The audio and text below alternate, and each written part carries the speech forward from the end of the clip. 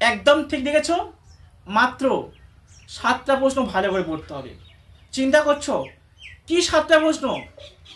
চিন্তা করা লাগবে না। আমি শোভন স্যার তো যেমন সেমিস্টার 1 থেকে তোমাদের 5th সেমিস্টারে সাজেশান দিয়েছিলাম, যে প্রশ্ন যে দাগে বলেছিলাম মিলিয়ে দিয়েছিলাম, তেমনটা এই পেপারেও মিলিয়ে দেবো, প্রত্যেকটা পেপারে। অনেক কোচিং থেকে তোমাদের চিন্তাটা বাড়িয়ে দিচ্ছে, অনেক কলেজ থেকে তোমাদের চিন্তাটা বাড়িয়ে দিচ্ছে, বলছে তোমরা অনার্স নিয়ে পড়ছো আবার ডিএসসি পেপারের সাজেশান হয় না, অনেকে বলছে এই পেপারে কি আবার প্রশ্ন বেশি পড়তে হয়, এরকম বলছে। তো এই যে তোমাদের পেপার রয়েছে লোকসাহিত্য পেপার, পেপারের নাম কি একটু দেখে নিই, লোক সংস্কৃতি ও লোকসাহিত্য, এই পেপারে নাকি প্রশ্ন বেশি পড়তে হয়। অনেক কলেজ থেকে বলছে তো, অনেক কোচিং থেকে বলছে তো, আমি বলছি আমার কোচিং থেকে বলছি, আমার ছেলেমেয়েদেরকে যেমন বলি সেই রকমভাবে তোমাদেরকেও বলছি, বেশি করতে হবে না, মাত্র 7টা প্রশ্ন। কিভাবে হয় শোনো, চলে যাবো প্রশ্নে, কেউ এড়িয়ে যাবে না। তোমাদের যদি আমি মডিউল ভিত্তি বলি, মডিউল বা অধ্যায় ভিত্তি বলি, তোমাদের মডিউল 1-এ আমি দুটো স্টেপ বলবো, হয় 1 নম্বর স্টেপ নাহলে 2 নম্বর স্টেপ। আমি প্রত্যেকে বলবো 2 নম্বর স্টেপ পড়বে। আগে 1 নম্বর স্টেপ বলি, তারপর 2 নম্বর স্টেপ বলবো। মডিউল 1 থেকে 3টে প্রশ্ন দেবো, 3টে প্রশ্ন করলেই 2টো প্রশ্ন কমন পেয়ে যাবে। ঠিক আছে, 1 নম্বর মডিউলে 1 নম্বর স্টেপে 3টে প্রশ্ন, 2 নম্বর স্টেপেও 3টে প্রশ্ন, যে কোনো একটা করো, স্টেপ করো। বুঝে গেল? তাহলে মডিউল 1-এ তোমাদের রাখা হয়েছে 1 নম্বর স্টেপ। 1 নম্বর স্টেপে রাখা হয়েছে বাংলা ব্রতের মধ্যে কিভাবে সামাজিক ও পারিবারিক জীবনের পরিচয় পাওয়া যায় তা আলোচনা করো। 2 দাগে প্রশ্ন, লোক ও লোক সংস্কৃতির ধারণায় বারবার পরিবর্তন ঘটেছে, সংজ্ঞাও পাল্টেছে, এই বিষয়ে সংক্ষেপে আলোচনা করো। পরবর্তী প্রশ্ন, সেকাল হোক বা একাল, লোক সাংস্কৃতিক মৌলিক বৈশিষ্ট্যগুলি সব কালেই পরিবর্তিত, এ বিষয়ে তত্ত্বভিত্তিক আলোচনা করো। এই 3টে প্রশ্ন 1 নম্বর স্টেপ। আমি তাও বলছি 1 নম্বর স্টেপ যারা পড়তে চাইছো না, 2 নম্বর স্টেপটা ভালো করে পড়বে। আমি চ্যালেঞ্জ করে বলছি 2 নম্বর স্টেপ করলেই পুরো প্রশ্ন কমন। 2 নম্বর স্টেপে রেখেছি ব্রত থেকে, ব্রত ও প্রাব্যন। 2 নম্বর স্টেপে রাখা হয়েছে ব্রত এবং প্রাব্যন। ব্রত রয়েছে তোমার 3টে ব্রত, তোমরা মনে করতে পারো যে তোমার জন্য একটা দারুণ সুখবর বলতে পারো, একদম মনে করতে পারো দারুণ সুখবর বলতে পারো। মাত্র 3টে এখান থেকে দেবো, কতটা দিচ্ছি তো, 1 নম্বর স্টেপ বললাম, 2 নম্বর স্টেপ, আমি তাও বলছি 2 নম্বর স্টেপটা করো। এই 2 নম্বর স্টেপে যে 3টে বলবো ব্রত থেকে, এই ব্রত 3টে করলেই 5-এ কমন, 10-এও কমন, একটা 5-এ একটা 10-এ।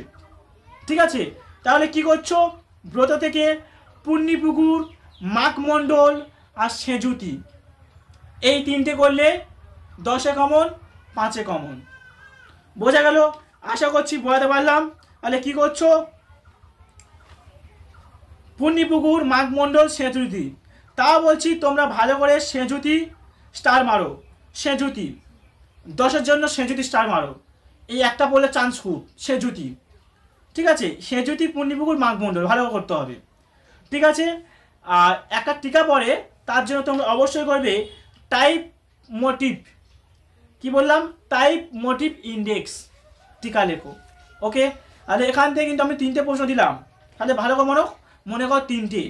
ঠিক আছে, এবারে দেখো এখান থেকে 5-এর যে টিকা আবার প্রশ্ন ঘুরিয়ে আসতে পারে, দেখো কি কি প্রশ্ন হয়। নাম সংস্কার সম্পর্কে আলোচনা করো, আবার আসতে পারে লোক সাহিত্যের শ্রেণীবিভাগ করো, এগুলো 5-এও হতে পারে, অতিরিক্ত করে যাবে, কেউ রিস্ক নেবে না। ওকে, এবার চলে যাবো আমি 2 নম্বর মডিউল। 2 নম্বর মডিউলে তোমাদের কি আছে না, 2 নম্বর মডিউলে রয়েছে লোক ছড়া, লোক নৃত্য আর ধাঁধা। আমি তোমাদের বলবো কোনো কিছু করতে হবে না, শুধুমাত্র ধাঁধা করো, ধাঁধা ধাঁধা ধাঁধা করলে হয়ে যাবে। ধাঁধা ধাঁধা করলেই 10-এ পাবে, 5-এও পাবে। তাহলে এখান থেকে একটা প্রশ্ন রাখছি, শুধুমাত্র ধাঁধা। ধাঁধা থেকে কি প্রশ্ন হবে লেখো, ধাঁধা থেকে যে প্রশ্ন হয়, ধাঁধার উদ্ভব সংক্রান্ত মতবাদগুলি সংক্ষেপে আলোচনা করো। কি বললাম? ধাঁধার উদ্ভব সংক্রান্ত মতবাদগুলি সংক্ষেপে আলোচনা করো। অথবা এই ধাঁধা থেকে প্রশ্নটা ঘুরিয়ে থাকতে পারে, ধাঁধার মধ্যে প্রকৃতি কিভাবে ধরা পড়ে উদাহরণসহ বুঝিয়ে দাও। তাহলে এই ধাঁধা থেকে এই প্রশ্নটা করছো, অথবা ধাঁধা থেকে প্রশ্নটা 5-এ একটা হয়। আরে ধাঁধা থেকে ভালো করে করছো, ভালো করে শোনো, ধাঁধা কিন্তু কেউ ছাড়বে না। আমি প্রত্যেকটা প্রশ্ন স্ক্রিনে লেখা তুলে দিচ্ছি, দেখে নাও।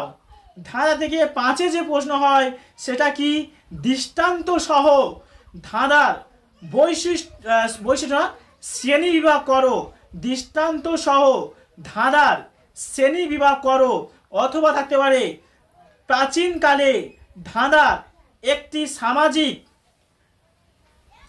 আচরণগত মূল্য ছিল, এখনো কখনো আছে, এখনো কখনো আছে। সংক্ষেপে আলোচনা করো। ওকে, আশা করছি বোঝাতে পারলাম। আর অতিরিক্ত যদি তোমরা এখান থেকে করতে চাও তাহলে ছৌ নাচ গম্ভীরা রাইবেশ, ছৌ নাচ গম্ভীরা রাইবেশ অতিরিক্ত অবশ্যই করতে পারো। তাও বলছি, যদি করতে চাও ছৌ নাচ গম্ভীরা করতে পারো। ঠিক আছে, এগুলো কি করবে? প্রত্যেকটার বৈশিষ্ট্য, পাঠ্যান্তরের কারণ, গুরুত্ব ও তাৎপর্য। কি বললাম? যদি অতিরিক্ত করতে চাও তাহলে করবে ছৌ নাচ গম্ভীরা রাইবেশ। এগুলো কি করবে? অর্থ, বৈশিষ্ট্য, পাঠ্যান্তরের কারণ, গুরুত্ব ও তাৎপর্য এগুলো করতে হবে। তাও বলছি, আমি যে শেষে 7টা প্রশ্ন একবারে বলে যাব, সেই 7টা ভালো করতে হবে। ঠিক আছে, তবু বলে দিচ্ছি, মডিউল 1 থেকে বেশি করতে হবে না, পুণ্যিপুকুর মাঘমণ্ডল সেঁজুতি। আর 2 নম্বর মডিউলতে শুধুমাত্র ধাঁধা, যেটা বলে গেলাম ধাঁধা স্টেপ, ওটা 4টে প্রশ্ন হলো। এবারে চলে যাবো 3 নম্বর মডিউলে। 3 নম্বর মডিউলে কি আছে? 3 নম্বর মডিউলে তোমাদের রয়েছে বাংলা প্রবাদ, বাংলা প্রবাদ, আর হচ্ছে কি লোকগান আর লোককথা। এখান থেকে আমি যে প্রশ্নটা বলবো একদম বেশি করে স্টার মারবে। ভাটিয়ালি, কি বললাম? ভাটিয়ালি, ভালো করে স্টার মারো। ভাটিয়ালি এবছরে পড়ার চান্স খুব, ভাটিয়ালি। ঠিক আছে, পরবর্তী, প্রভাতের পারিবারিক পরিবেশ, প্রভাতের পারিবারিক পরিবেশ না, সরি, প্রভাতের পারিবারিক চরিত্র, এটা মিস্টেক হয়ে গেছে। তাহলে কি বললাম? ভাটিয়ালি স্টার মারছো, প্রভাতের পারিবারিক চরিত্র। পরবর্তী, লোকসঙ্গীত হিসেবে ভাউ ইয়ারি। ঠিক আছে, এই 3টে, তাহলে আগে ছিল 4টে টোটাল, আর এই 3টে 7টা হয়ে গেল। আর এখান থেকে তোমরা অবশ্যই 5-এর জন্য করে যাবে অতিরিক্ত ঝুমুর, ঝুমুর গান, টুসু, ভাদু, এগুলো অতিরিক্ত করবে। আর করবে প্রভাতের লোক চিকিৎসার প্রকাশ ঘটেছে, উদাহরণ সহযোগে দেখাও। পরবর্তী, লোককথা অভিপ্রায় সম্পর্কে আলোচনা করো। পরবর্তী, বাংলা প্রবাদের সামাজিক অভিজ্ঞতা। এই কটা প্রশ্ন পড়ো, একদম চ্যালেঞ্জ করে বলছি ক্যামেরার সামনে। আগে যেমন আমি সাজেশান দিতাম ওই চ্যানেলে, তেমনটা কমন যোগ্য দিয়ে দিচ্ছি। পরীক্ষা দাও, দিয়ে মিলিয়ে নেবে যে প্রশ্নগুলি আসছে কিনা। একটা কমন যোগ্য সাজেশান হয়তো কেউ দেয় না, একমাত্র আমি দিয়ে থাকি আমাদের ছেলেমেয়েকে। অনেক কোচিং থেকে বলে, অনেক কলেজ থেকে বলে দিচ্ছে যে এই পেপারে, অর্থাৎ লোক সংস্কৃতি, অর্থাৎ লোক সংস্কৃতি যে পেপার রয়েছে এই পেপারে নাকি প্রশ্ন বেশি পড়তে হয়। চিন্তা করা লাগবে না, প্রত্যেকটা ডিএসসি পেপারে আমি কমন যোগ্য প্রশ্ন দেব। যেই প্রশ্ন বলবো সেই প্রশ্ন সেই দাগে ফেলে দেব। বোঝা গেল? আশা করছি বোঝাতে পারলাম।